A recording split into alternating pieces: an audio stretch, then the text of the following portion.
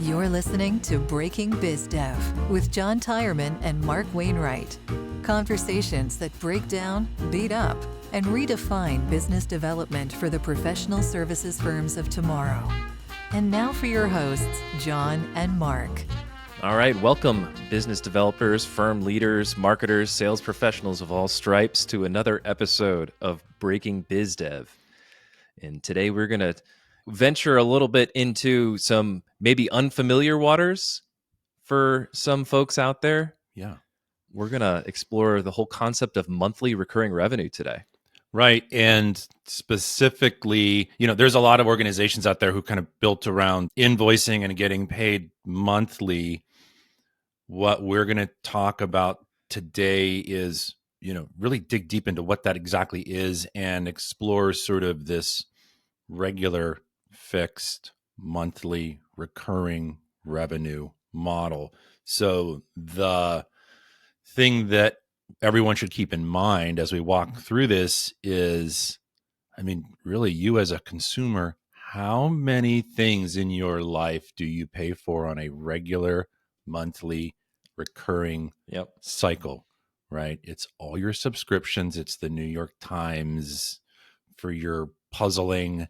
It's the newspaper. ChatGPT. It's Netflix. It's, your AAA membership, whatever it is. Your utilities fluctuate, right? Boy, it'd be nice if they were fixed. Actually, utilities do provide sort of a fixed option, right? At some point, they can do fixed things.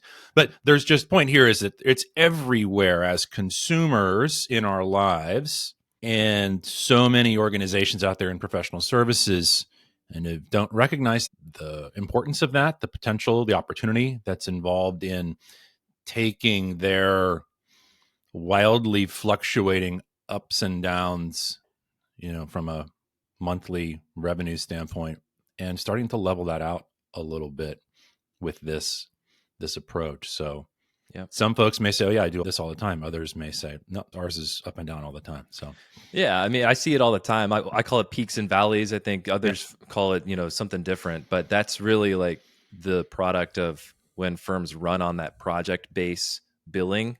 Or, let's give me 50% up front, 50% upon completion of the project. And we'll get into all of this in more depth, but that's really the problem that is facing many firms. And so, what if you could restructure all of that and you could kind of become what the SaaS companies are, that software as a service, without being a software as a service company? So that's really, we're trying to take that model and apply it to professional services firms. So today we're going to talk about why that monthly recurring model makes sense. We'll offer some practical examples, like what does it look like in practice? And then we'll explore some barriers and mindset shifts that you'll need to overcome in order to take action, which is the last part of the episode. So that's what we'll cover today. You ready to dig in? Yeah, let's do it. This is a good one. I really like this. All right. So why does a monthly recurring revenue model make sense for professional services firms? Mark, I think it would be helpful if we first defined what we mean by monthly recurring revenue. Sure. Yeah. In this context, we're talking about a fixed amount. We're talking about engaging with a client and charging them $5,000 a month, $20,000 a month, $500, whatever the amount is relative to the work being done and the outcomes the client is seeking. So it is a fixed amount that, runs for whatever period of time. And the big shift here is that, it's not necessarily completely focused on hours and level of effort and all of that stuff. So it's an amount that everybody kind of agrees to, and then you start marching forwards. And sometimes along the way, it will vary, a little bit. Maybe you're at some point where there's a slight bump or dip in something. But generally speaking, we're talking about a fixed amount. I structure my business like that. I believe you do as well. Many others do out there. So that's kind of what we're talking about. Yeah. And so I think for folks thinking, okay, well, why should I go this route? Why should I explore a monthly recurring revenue model? I've built my firm this way. We do project billing, we do X number of billing, we do hourly billing, whatever you do. Why should we consider this monthly recurring revenue model? So we've got these 5 different benefits that we've outlined here, not just for the consultants, not just for the firms, but also for the buyers as well. Right. That's super important. Like if this was just self-serving, like this is just going to serve the consultants, it's not worth it. It has to, the client has to be in on this. The client, this has to have some worth and value to the client. And lo and behold, it does. So John, let's walk through them. What's the first one you got there?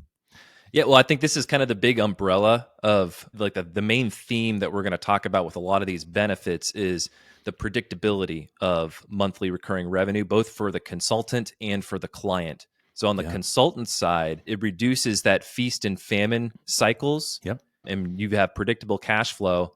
On the client side, they've got clarity into how much they're going to spend. They've got clarity into billing. They've got clarity into invoicing. They're not going to be surprised with any, high fees one month that they weren't expecting.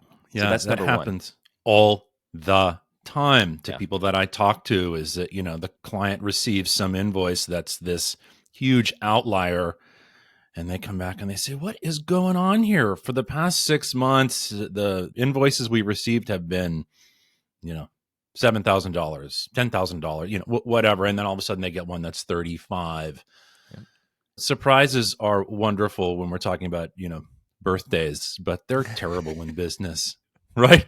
They're just terrible. So we don't ever want to surprise our clients. And you can do as much sort of, preparation as you think you need when you're going to hit the client with this big outlier of an invoice. There's somebody in the organization who's still going to be like, what is going on here? Why did the invoice just triple?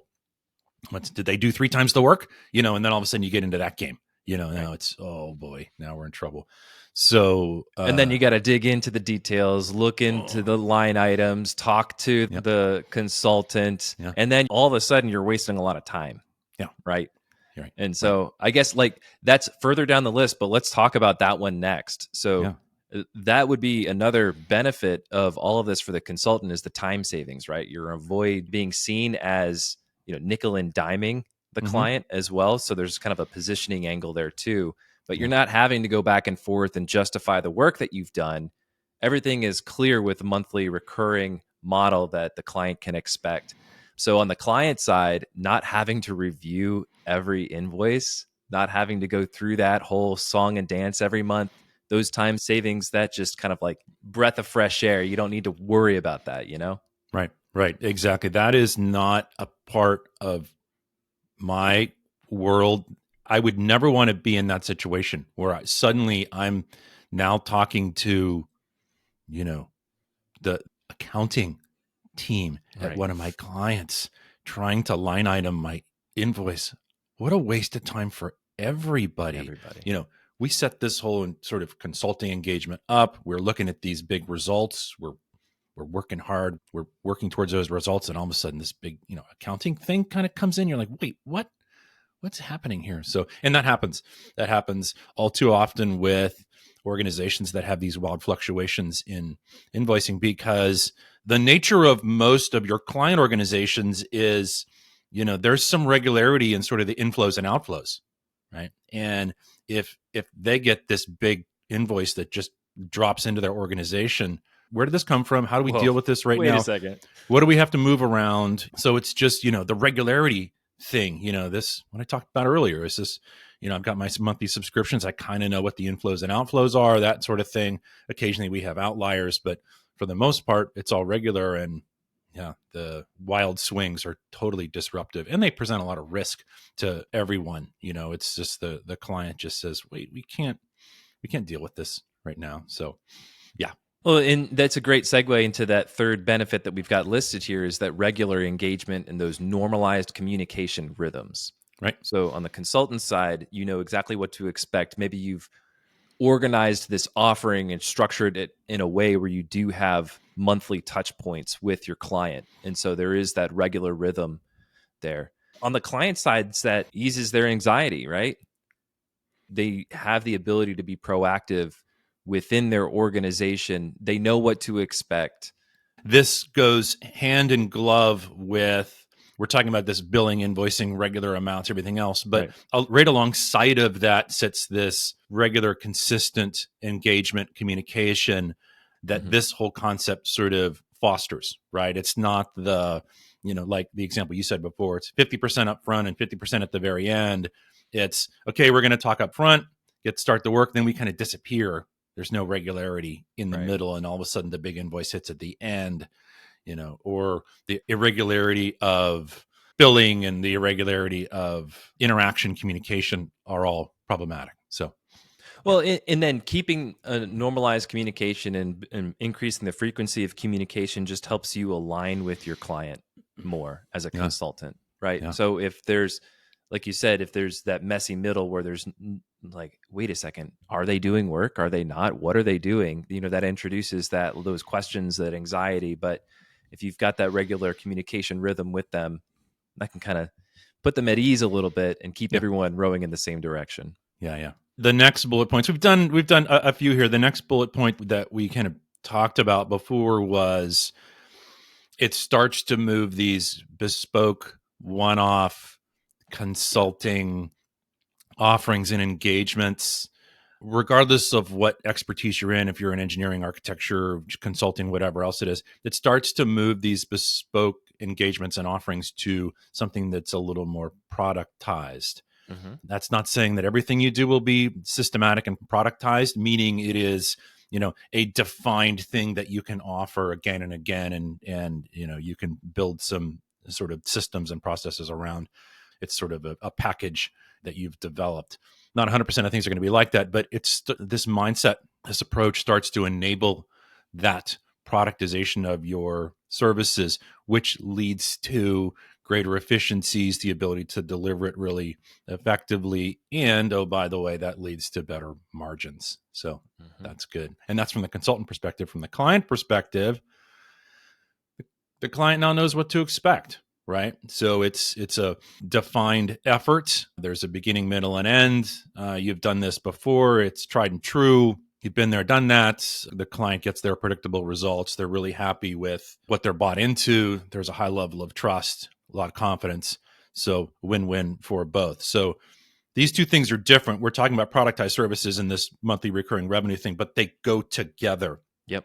And if you start working that muscle of that monthly recurring revenue, approach, then right alongside of it becomes this, I can take certain offerings I have and sort of systematize them and productize them and start charging a regular amount every single month. And lo and behold, you're in great shape. And, John, you and I, we subscribe to this, right? And all of these kind of stack on top of each other because once you have that productized offering, that is one of the building blocks to being able to scale and grow your firm. If that's what you want to do, right? Or, like you said, you could fine tune it and really dial it in to increase the efficiencies and the margins of that service offering. So, that can lead you to a couple of different ways that it can have an impact there. But easier to scale, predictability of that service offering. The benefit to the client really is it increases your firm's agility to be able to handle evolving needs.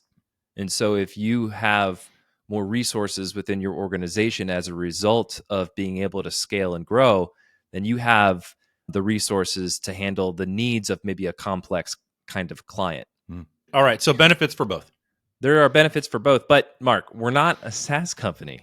How would this even work? I've heard this. People have said this to me, right? That happens. It's people look at me and say, "Oh, Mark, but you just do this thing." Or others that have this sort of fixed monthly approach. That's not how they work. But you're right? We get that question. We're not a SaaS company. We're not a software company. We're not selling widgets.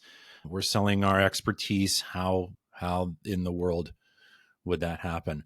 So we've talked about some steps, and these are maybe varying degrees, or maybe these are things you can start to test. And sort of the asterisk on maybe this episode in general is that we don't foresee all organizations out there just throwing everything out and starting with this type of a model. We think there are select opportunities to kind of get going on this, but there's a few sort of baby steps that you can start to take here.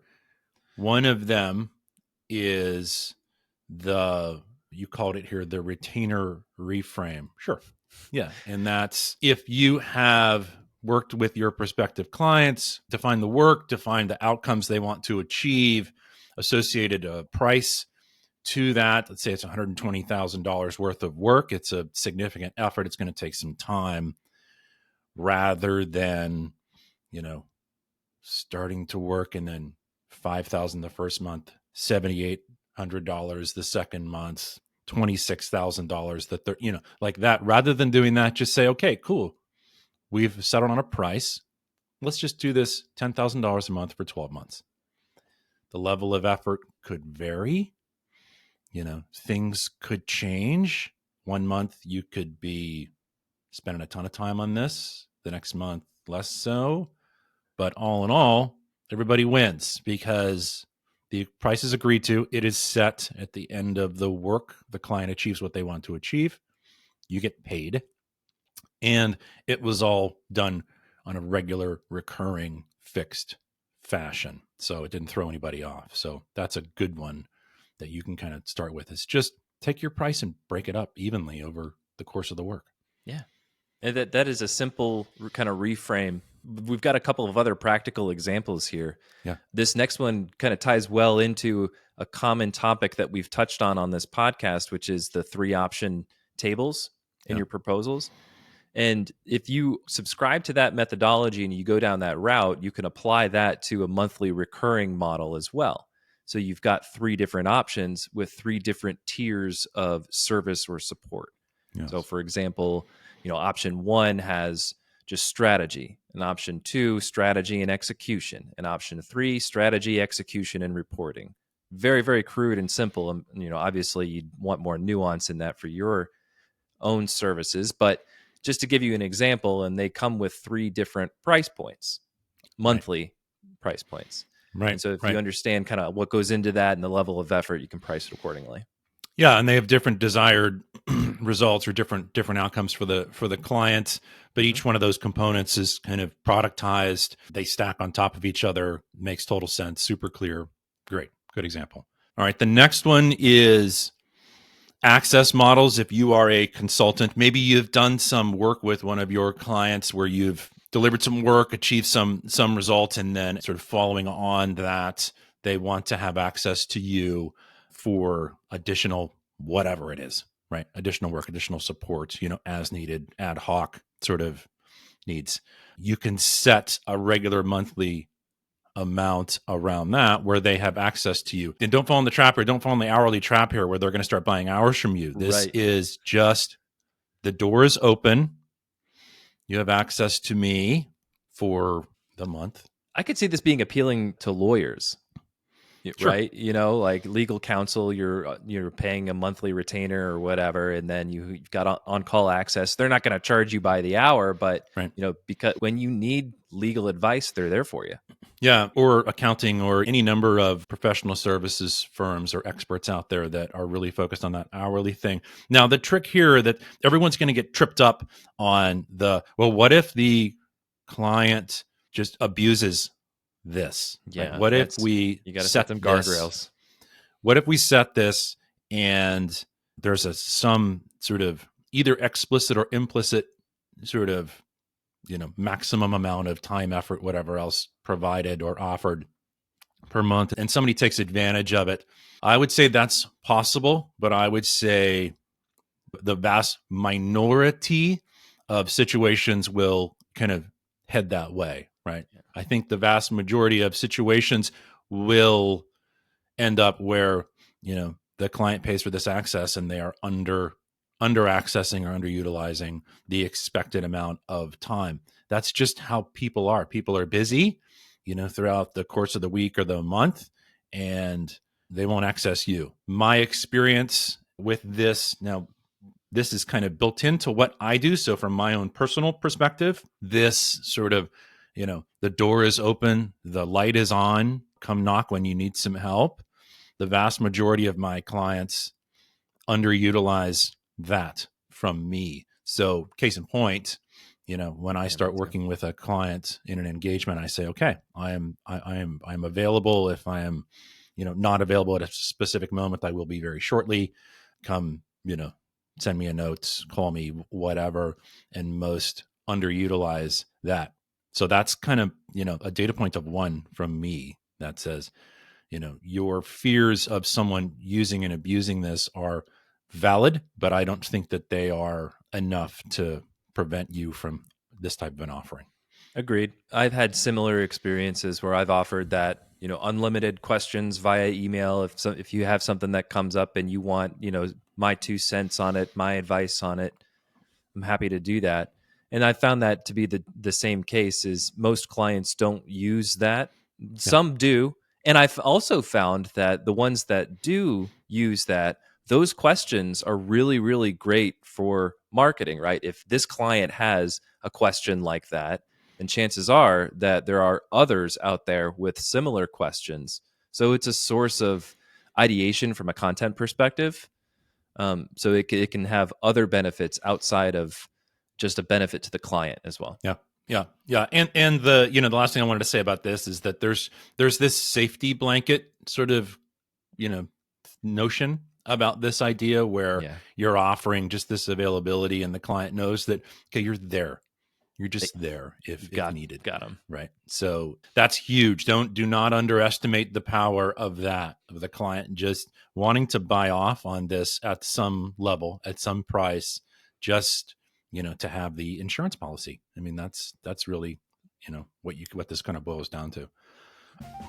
You're listening to Breaking BizDev, the podcast that beats up, breaks down, and redefines business development for the professional services firms of tomorrow. Your hosts are John Tyreman, founder of Red Cedar Marketing, the podcast marketing company for experts and professional services firms, and Mark Wainwright, principal consultant and founder of Wainwright Insight, the fractional sales manager and sales consultant to professional services firms. If you find this podcast helpful, please help us by following the show and leaving a review on Apple Podcasts. And now, back to the show. All right. Cool. We kind of got that one. The last one. the last one. But no, we're good. The last one I really like because I think it really appeals to a lot of the folks that I work with that have highly variable situations or situations where there's a lot of unknowns. And this is a base plus a variable, meaning that you can set some monthly recurring base, and then you have a variable element on top of it. Most organizations out there are thinking, okay, every single month there's so many unknowns that I'm not going to have any base. It's just like 100% of the time it's just going to be unknown.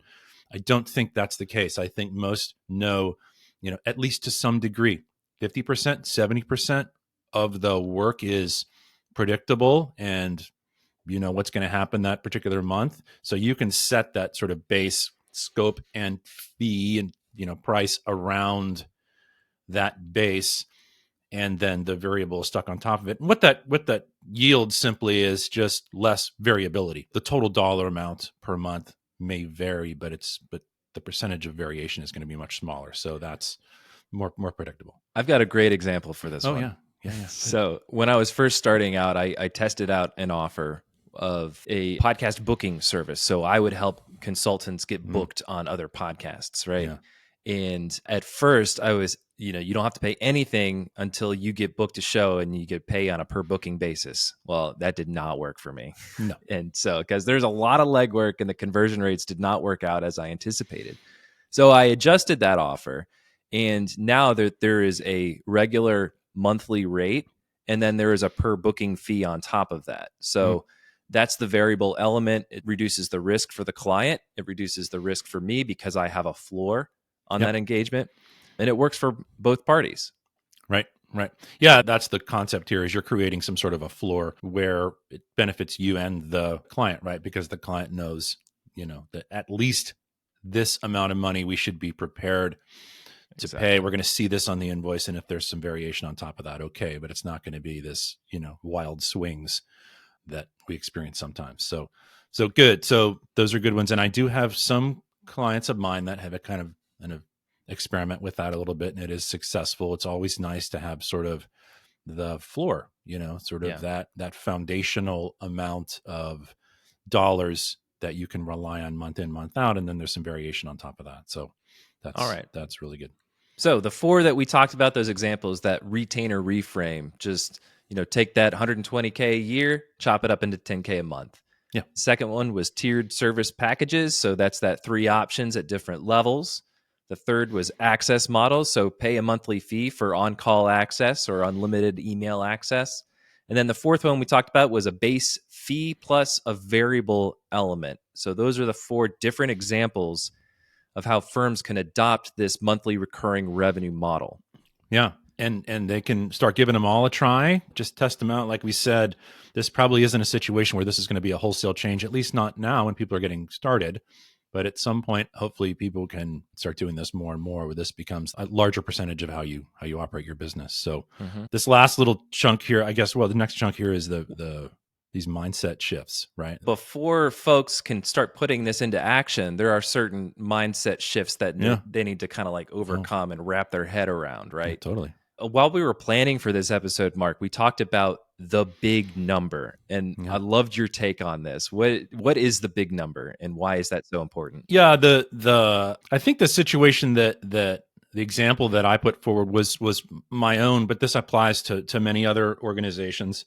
When I am talking to prospective clients, I never talk about the big number, and the big number is what's the total amount this is going to cost to work with me over the period of time that we contract, with, some dollar amount per month. I never talk about that big number. The math is not complex. This is not calculus here. This is some simple, months and dollars thing. So people can do the math pretty easily. And this isn't I'm not being tricky, salesy, whatever else. It's just, it's not important to talk about the big number.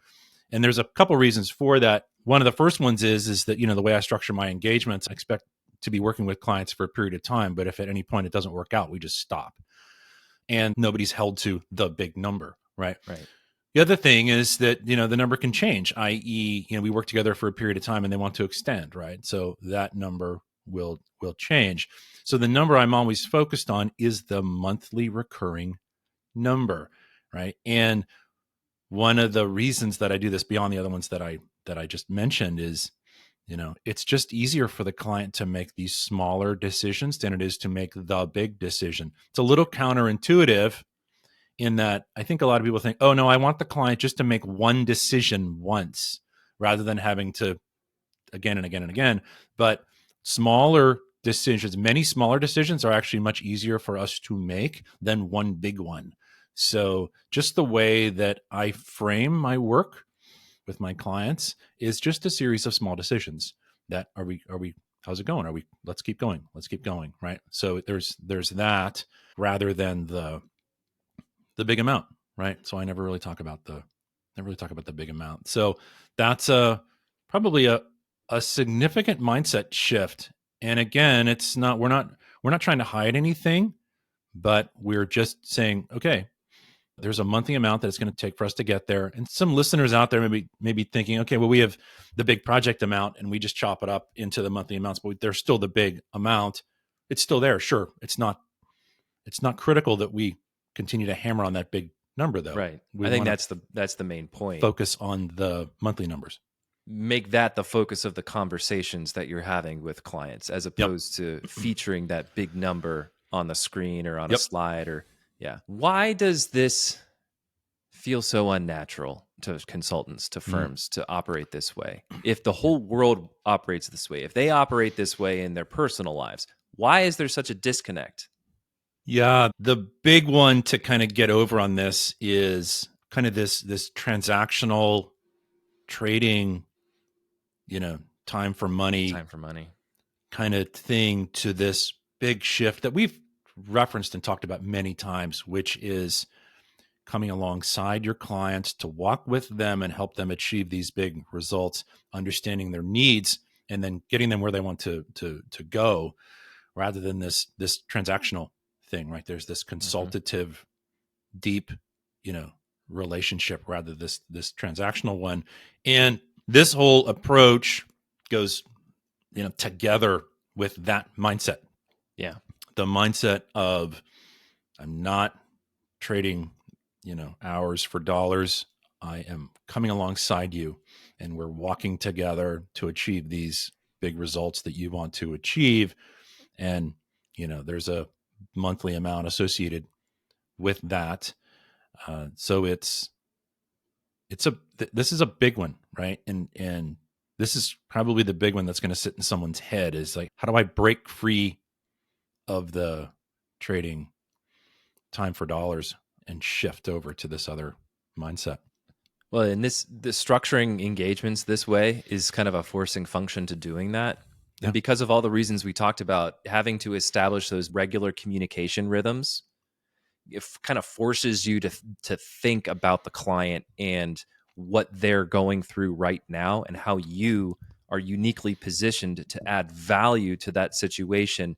Maybe it's not what you anticipated early on in the engagement, but maybe you found some way that you can help them, maybe directly or indirectly, relationships that you have, making referrals or offering your experience working with a certain tool or in an industry.